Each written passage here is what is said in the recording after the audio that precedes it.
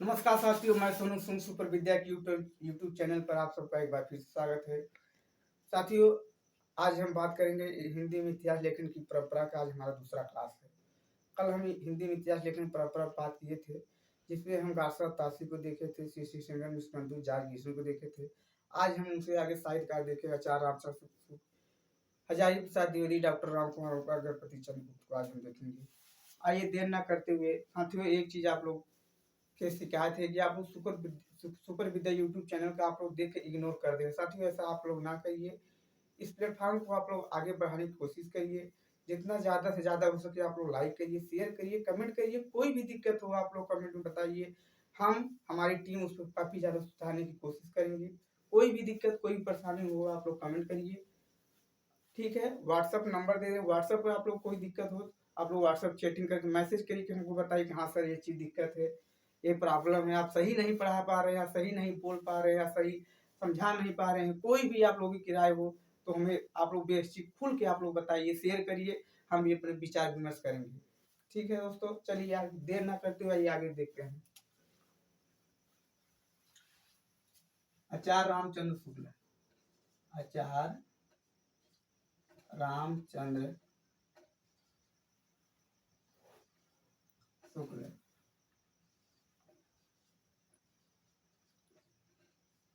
इनकी रचना है हिंदी साहित्य का इतिहास। इनकी रचना रचना हिंदी साहित्य साहित्य का इतिहास। साथियों, आचार्य रामचंद्र शुक्ल की रचना है हिंदी साहित्य का इतिहास। रचना काल है 1929 ईस्वी। रचना काल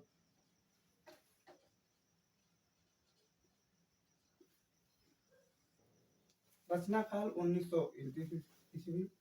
प्रकाशन स्थान नागरिक प्रचारी सभा काशी। प्रकाशन स्थान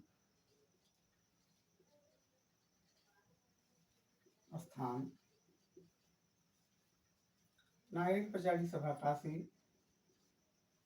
नागरिक प्रचारी सभा काशी से प्रकाशित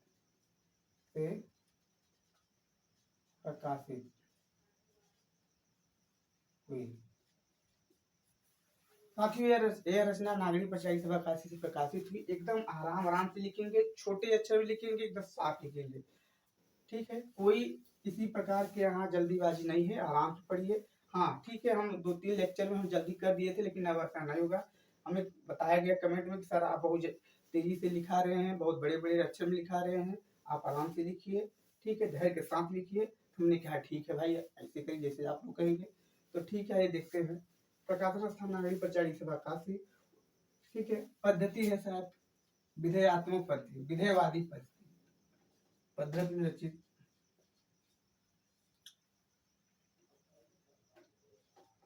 विधेयवादी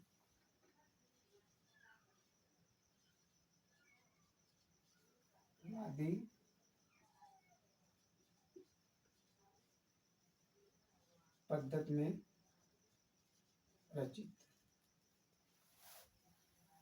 विधेयवादी पद्धति में सही। ठीक है,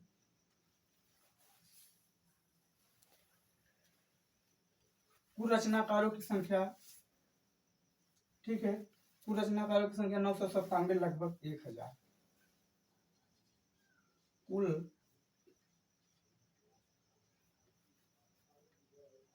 रचनाकारों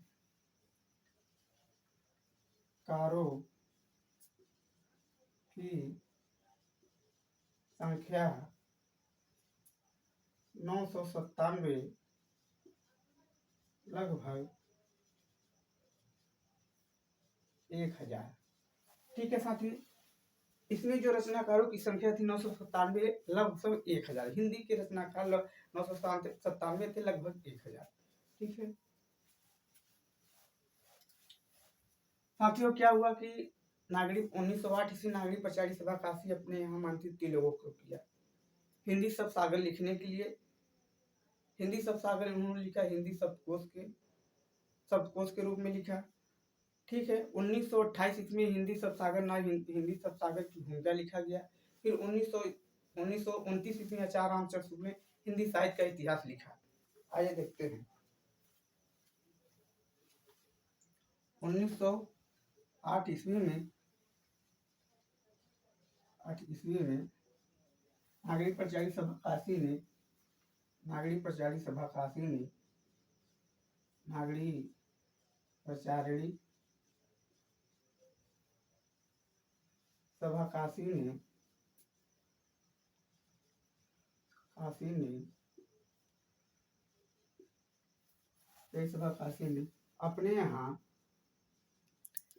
अपने यहाँ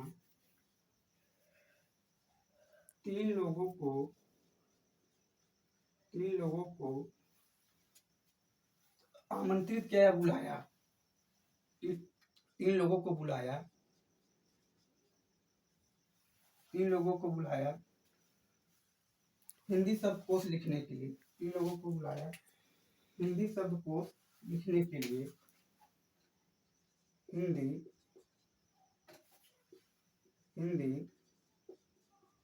शब्दकोश लिखने के लिए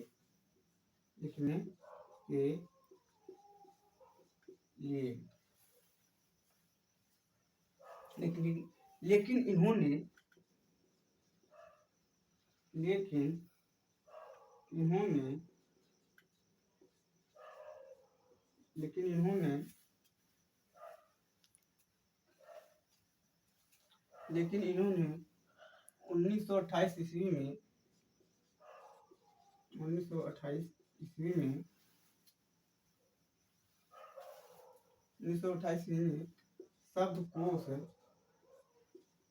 शब्दकोश तैयार किया।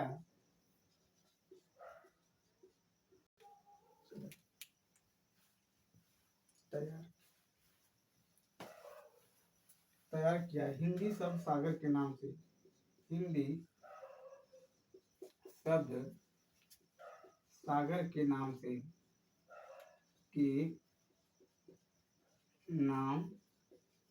से आराम से उतार लीजिए।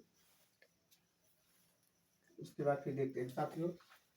आज हम पढ़े आचार्य रामचंद्र शुक्ल की रचना हिंदी साहित्य के इतिहास। रचना काल 1900 ईस्वी। प्रकाशन स्थल नागरिक पचाड़ी सभा काशी। पद्धति विधेयवादी पद्धति। नागरिक पचाड़ी सभा काशी ने अपने यहाँ 3 लोगों को आमंत्रित किया अपने यहाँ हिंदी शब्दकोश लिखने के लिए। उन्होंने हिंदी शब्दकोश तैयार किया। 1908 ईस्वी में आचार्य रामचंद्र शुक्ल ने संशोधन कर 1929 में हिंदी साहित्य के इतिहास लिखा।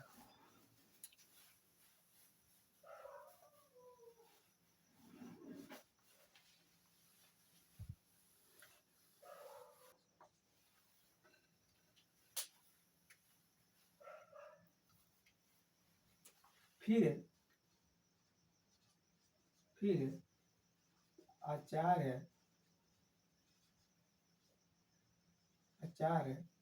रामचंद्र शुक्ल ने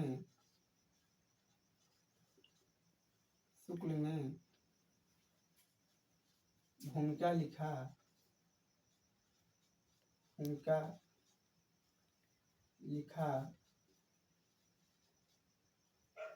आचार्य रामचंद्र शुक्ल ने भूमिका लिखा हिंदी साहित्य के विकास के नाम से। हिंदी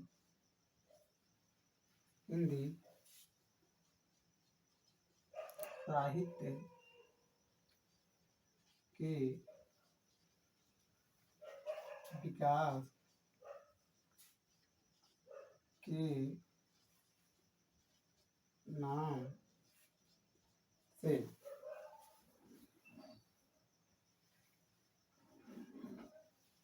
इस भूमिका को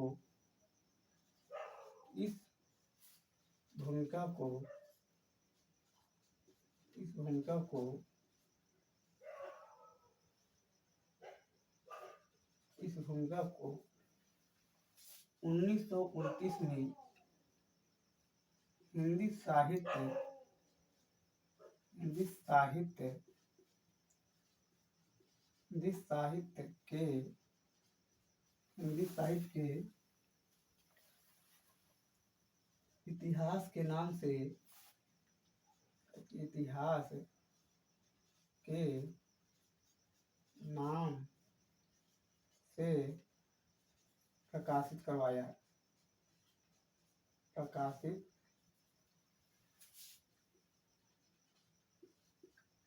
करवाया।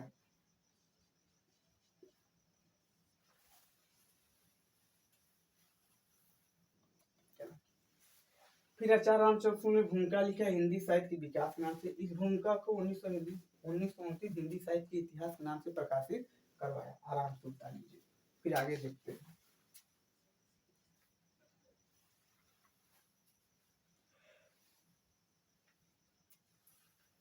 इन्होंने साहित्य विकास क्रम को 4 भागों में बांटा।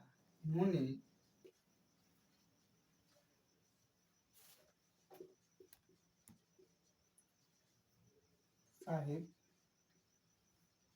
विकास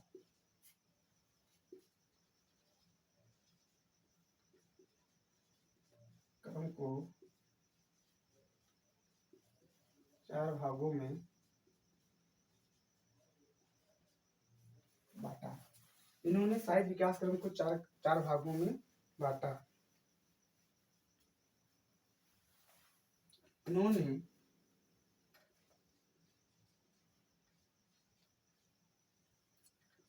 हिंदी साहित्य का आरंभ साहित्य का आरंभ सिद्ध साहित्य से माना।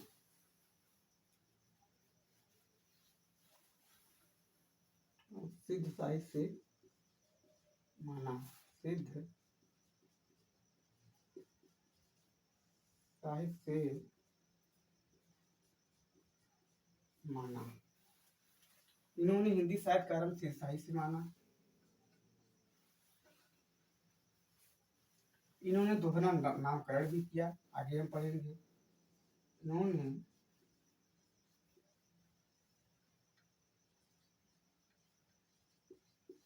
दोहरा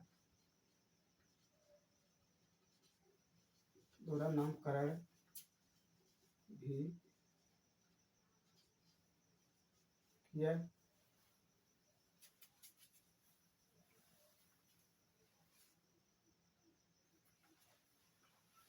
इन्होंने दोहरा नामकरण भी किया।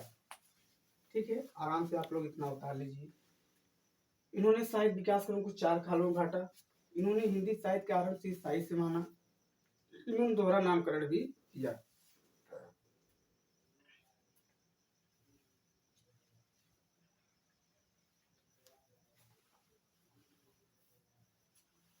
शुक्ल ने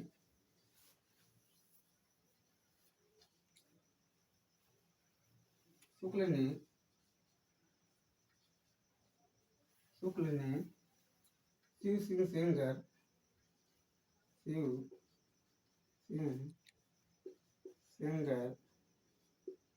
जॉर्ज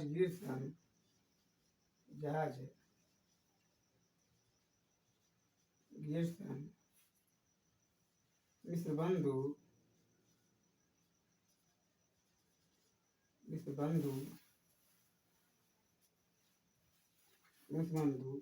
के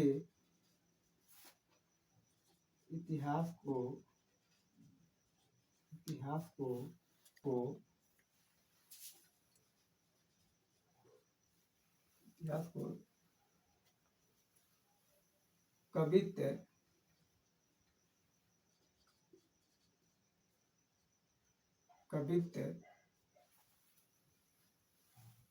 कविवृत्ति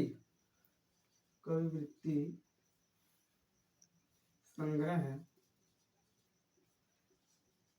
संज्ञा से अभिहित किया।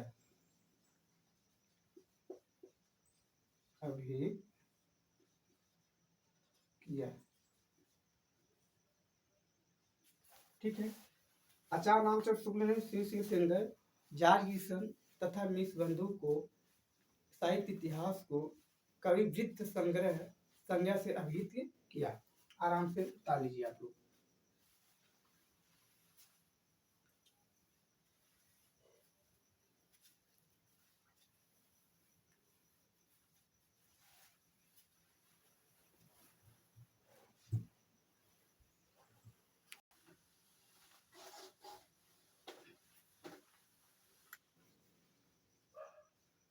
दूसरे साहित्यकार हैं हमारे हजारी प्रसाद द्विवेदी। हजारी प्रसाद द्विवेदी। हजारी प्रसाद द्विवेदी इन्होंने 3 इतिहास ग्रंथों की रचना की। इन्होंने 3 इतिहास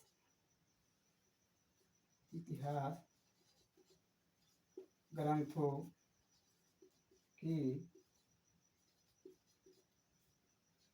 रचना की। इन्होंने 3 इतिहास ग्रंथों की रचना की। पहला है हिंदी साहित्य की भूमिका। हिंदी साहित्य की भूमिका 1940 ईस्वी।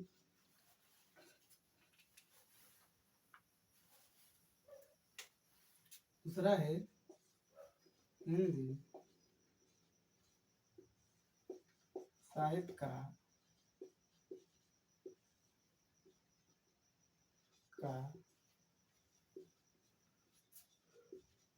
उद्भव और विकास।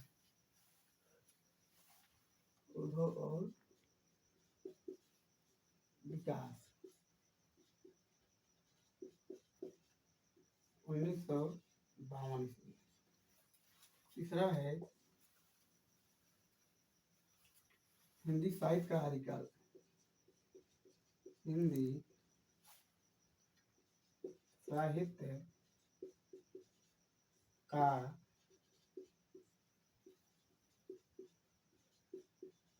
आदिकाल 1953। ठीक साथियों,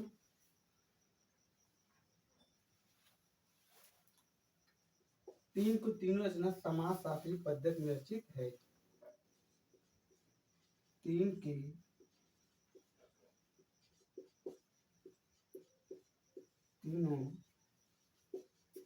रचना समाज शास्त्री पद्धति में रचित है। तीनों रचना समाज शास्त्री पद्धति में रचित है। इन्होंने 1229 रचनाकारों का परिचय दिया। इन्होंने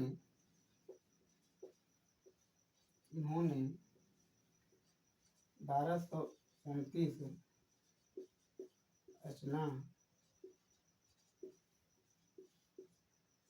का परिचय दिया।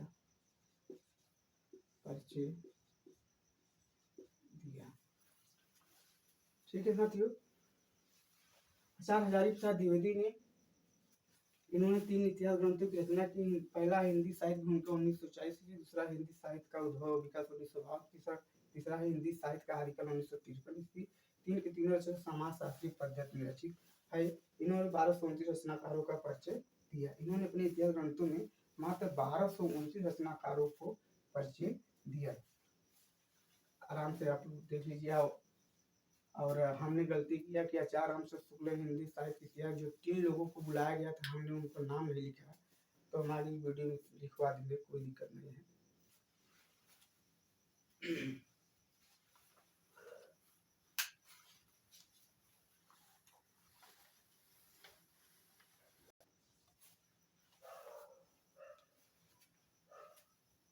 तीसरे कवि हैं हमारे गणपति चंद्रगुप्त।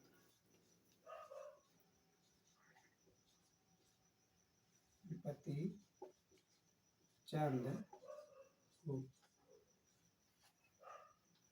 रचना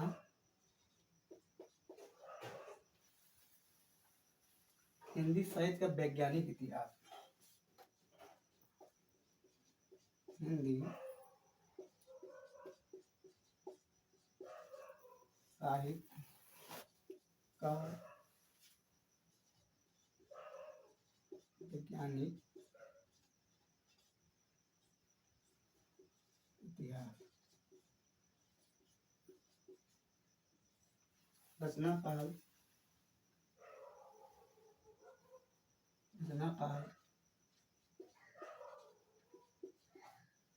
1965।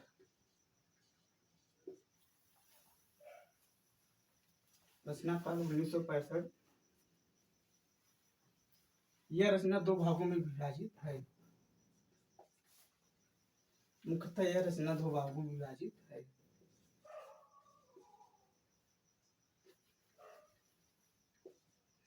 यह रचना दो भागों में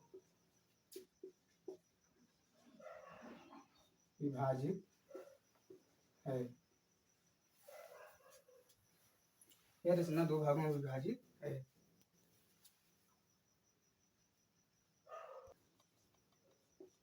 प्रथम भाग 1964।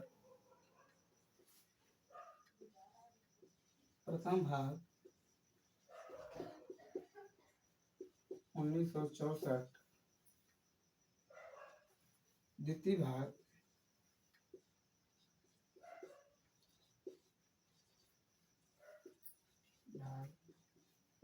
1965।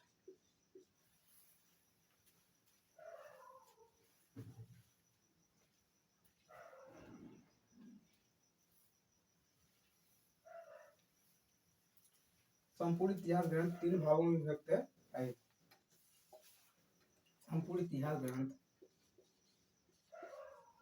संपूर्ण इतिहास ग्रंथ तीन भागों में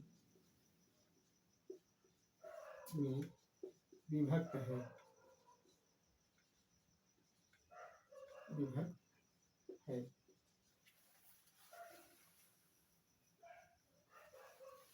पहला है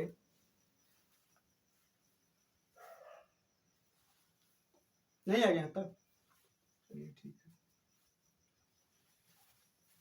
आइए ऊपर देखते हैं। संपूर्ण इतिहास तीन भागों में विभक्त है। पहला है प्रारंभिक काल।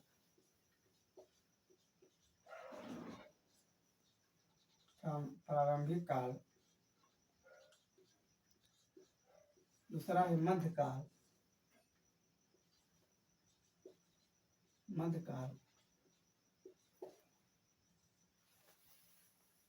तीसरा है आधुनिक काल।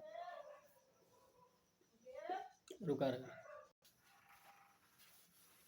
संपूर्ण इतिहास ग्रंथ के तीन भागों में विभक्त। पहला है प्रारंभिक काल।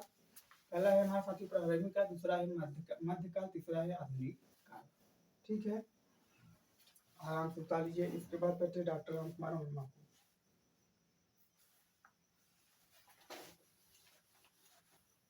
डॉक्टर राम कुमार वर्मा।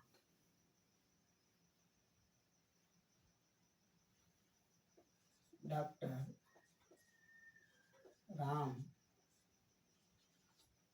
कुमार वर्मा।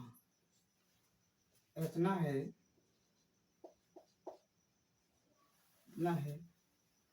हिंदी साहित्य का आलोचनात्मक इतिहास। रचना है हिंदी साहित्य का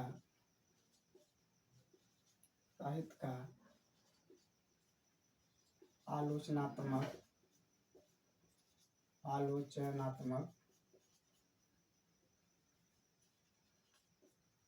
इतिहास।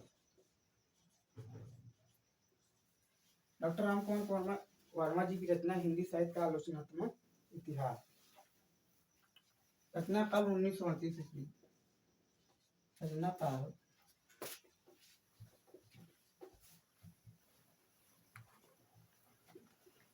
1938 ईस्वी। ठीक,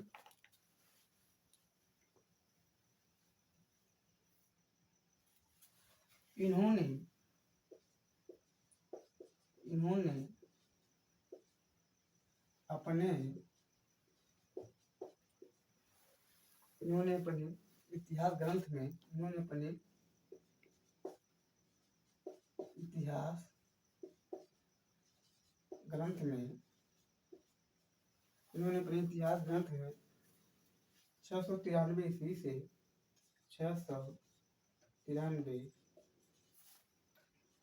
ईस्वी से 1693 ईस्वी तक की काल विधि अज्ञात की। 1693 ईस्वी तक की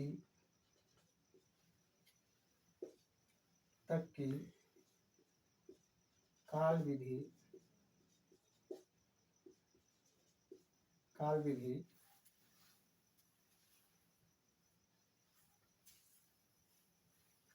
विधि अज्ञात की, काल विधि ज्ञात की, या फिर काल विधि की। ठीक,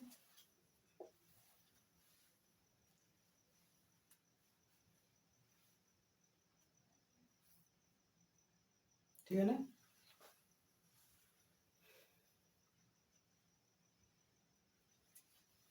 इन्होंने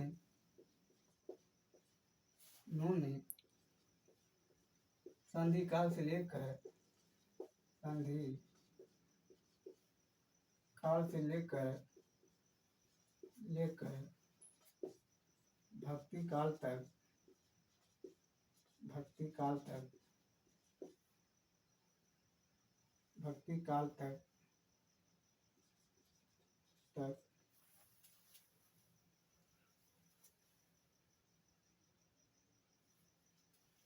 को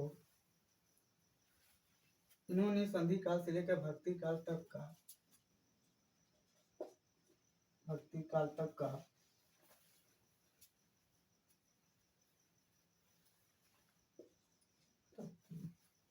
अवधि को लिया।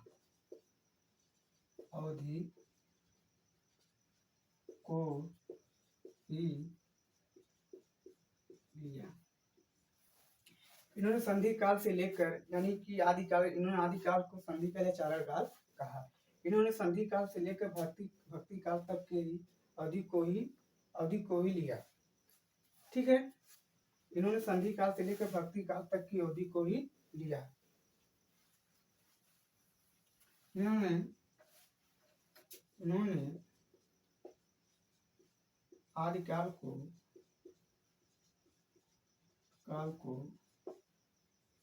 संधि काल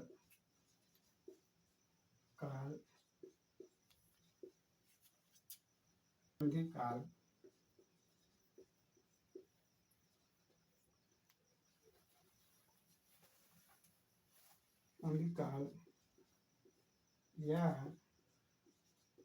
चारण काल के नाम से संबोधित किया।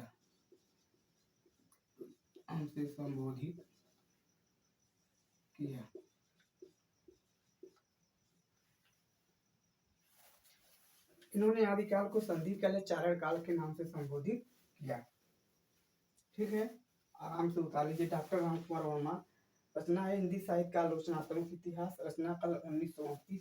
इन्होंने अपने इतिहास ग्रंथ को 693 ईस्वी से 1693 ईस्वी तक काल विधि की। ठीक है, इन्होंने संधि काल से लेकर भक्ति काल तक को अवधि को ही लिया। ठीक है, इन्होंने आदिकाल संधि काल चारण के नाम से अभिहित है, संबोधित किया।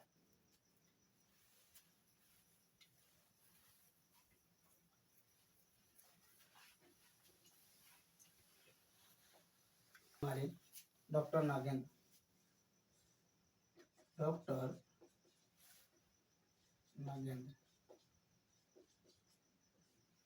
रचना है हिंदी साहित्य का बेहद इतिहास।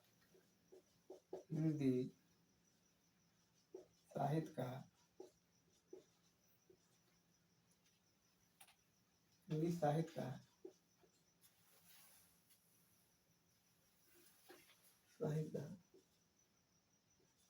बेहद इतिहास, विद इतिहास। ठीक है। रचना काल।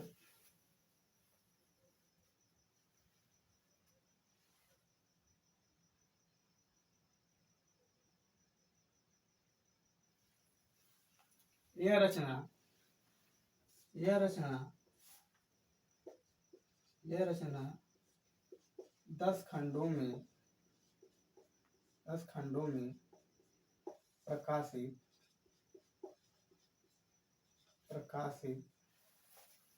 यह रचना 10 खंडों में प्रकाशित है। अंतिम खंड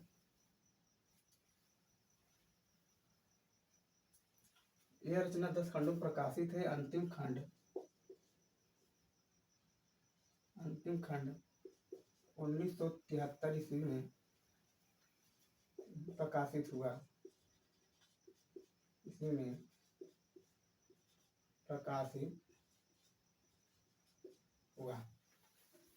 ठीक है।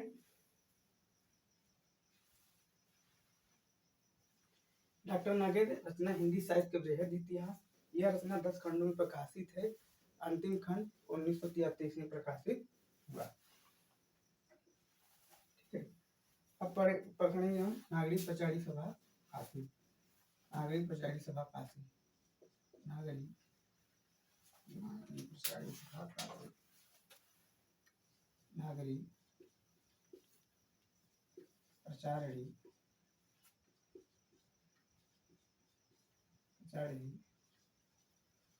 सभा काफी।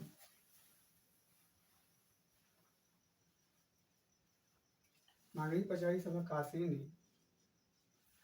हिंदी साहित्य के संपूर्ण इतिहास को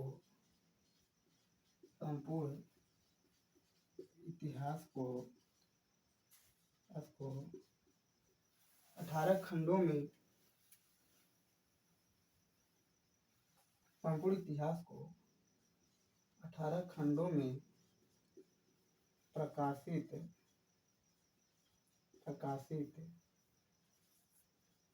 करने की योजना बनाई।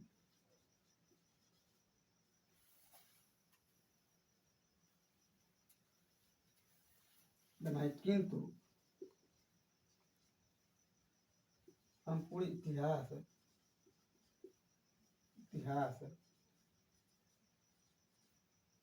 16 खंडों में ही विभक्त हो गया।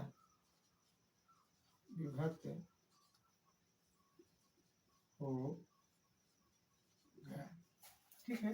नागरिक पचाड़ी सभा काशी ने अपने इतिहास ग्रंथ को 18 खंडों में प्रकाशित करने की योजना बनाई, किंतु ये 16 खंडों में ही विभक्त हो गया। ठीक है। अब आगे देखते हैं। ऊपर देखते हैं प्रथम खंड का नाम। आराम से उतार लीजिए।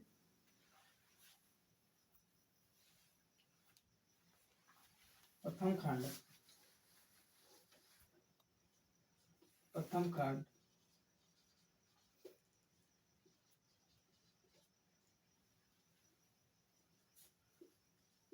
हिंदी साहित्य की पीठिका।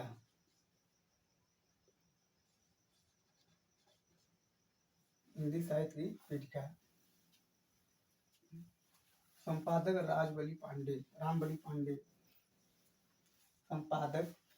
रामबली पांडे पांडे। दूसरा है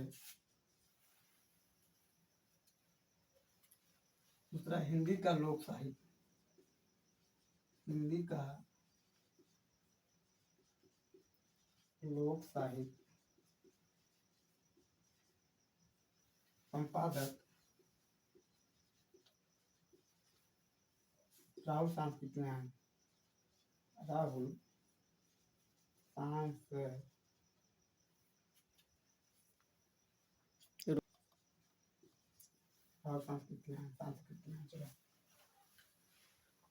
साथियों, प्रथम खंड का संपादक हिंदी साहित्य की पीठिका संपादक है राजवली पांडे। दूसरे के हिंदी का लोक साहित्य संपादक है राहुल सांस्कृतियान। साथियों, आज का क्लास हमारा यही समाप्त होता है। जो भी दिक्कत हो, जो भी परेशानी, आप लोग कमेंट करें, ठीक है।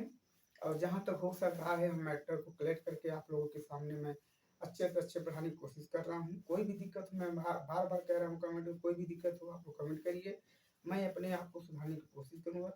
आज क्लास साथियों यही समाप्त हो, तब तक के लिए जय हिंद, जय भारत, नमस्कार।